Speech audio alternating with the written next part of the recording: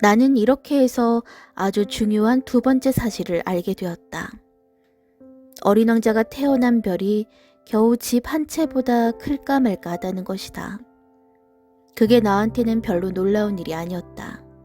지구, 목성, 화성, 금성 이렇게 이름이 붙은 큰 행성들 밖에도 때로는 망원경으로도 잘 보이지 않을 만큼 아주 작은 다른 별들이 수백 개도 더 있다는 것을 나는 알고 있었다.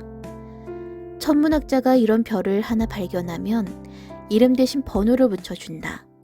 예를 들어 소행성 325라고 부른다. 나는 어린 왕자가 떠나온 별이 소행성 B612라고 믿을 만한 중요한 이유가 있다. 이 소행성은 1909년 어느 터키 천문학자의 망원경에 단 한 번 보인 적이 있었다. 그때 이 천문학자는 국제천문학회에서 자신의 발견에 대해 길게 논증했다. 그러나 그가 입은 옷 때문에 아무도 그의 말을 믿지 않았다. 어른들은 이렇다. 소행성 B612의 명성을 위해서는 참으로 다행스럽게도 터키의 한 독재자가 자기 백성들에게 유럽식으로 옷을 입지 않으면 사형에 처한다고 명령을 내렸다. 그 천문학자는 1920년에 아주 우아한 양복을 입고 논증을 다시 했다. 이번에는 모두 그의 의견을 받아들였다. 내가 소행성 B612에 관해 이런 세세한 이야기를 늘어놓고 그 번호까지 밝히는 것은 모두 어른들 때문이다. 어른들은 숫자를 좋아한다. 여러분들이 새로운 친구를 사귀었다고 어른들에게 말하면 어른들은 도무지 가장 중요한 것은 물어보지 않는다. 그 애의 목소리는 어떠니? 그 애는 무슨 놀이를 좋아하니? 그 애도 나비를 채집하니? 절대로 이렇게 묻는 법이 없다. 그 애 나이가 몇이지? 형제들은 몇이나 되고? 몸무게는 얼마지? 그의 아버지는 얼마나 버니? 항상 이렇게 묻는다. 이렇게 묻고 나서야 어른들은 그 친구를 속속들이 알고 있다고 생각한다. 만일 여러분들이 나는 아주 아름다운 장밋빛 벽돌집을 보았는데요. 창문에 제라늄이 있고 지붕 위에 비둘기가 있고 이런 식으로 어른들에게 말한다면 어른들은 그 집을 상상해내지 못할 것이다. 어른들에겐 이렇게 말해야 한다. 나는 10만 프랑짜리 집을 보았어요.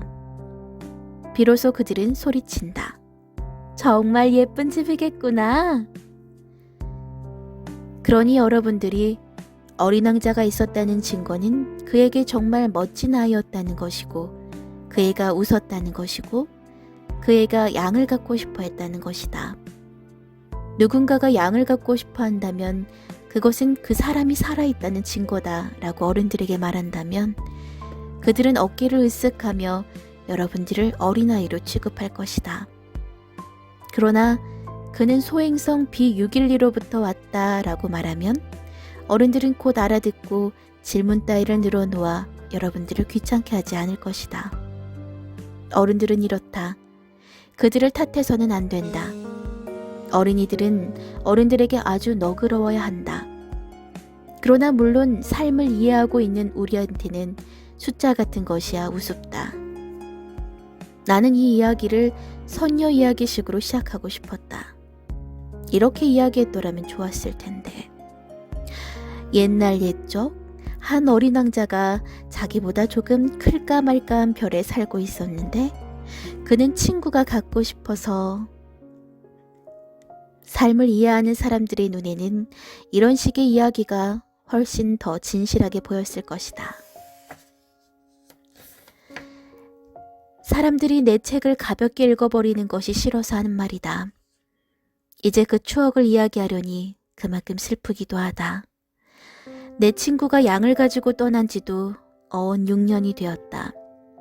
내가 여기에다 그의 모습을 그리려고 애를 쓰는 것은 그 애를 잊어버리지 않기 위해서다. 친구를 잊어버린다는 것은 슬픈 일이다. 누구에게나 다 친구가 있었던 것은 아니다. 그리고 나도 숫자밖에는 관심이 없는 어른들처럼 되어버릴지 모른다. 내가 이제 다시 그림 물감 한 갑과 연필 몇 자루를 사온 것도 이 때문이다. 이 나이에 다시 그림을 시작한다는 것은 힘든 일이다.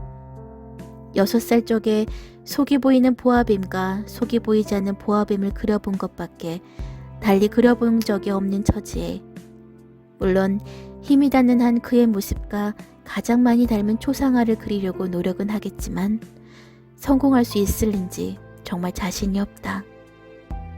어떤 그림은 그런대로 괜찮지만 어떤 그림은 영 딴판이다. 키를 어림잡는데도 좀 서투르다. 이쪽 어린 왕자는 너무 크고 저쪽은 너무 작다. 옷 색깔을 놓고도 역시 망설여진다. 그래서 나는 되든 안 되든 이렇게도 저렇게도 더듬거려 본다. 필경은 아주 중요한 부분에 가서 잘못을 저지를 것만 같다. 그래도 나를 용서해 주어야 한다. 내 친구는 아무런 설명도 해주지 않았다. 어쩌면 내가 자기와 같으리라고 생각했던가 보다. 그러나 불행하게도 나는 상자를 꿰뚫고 그 속에 있는 양을 볼 줄 모른다. 어쩌면 나도 얼마큼은 어른들처럼 되어버린 것은 아닌지, 아마도 늙어버렸나 보다.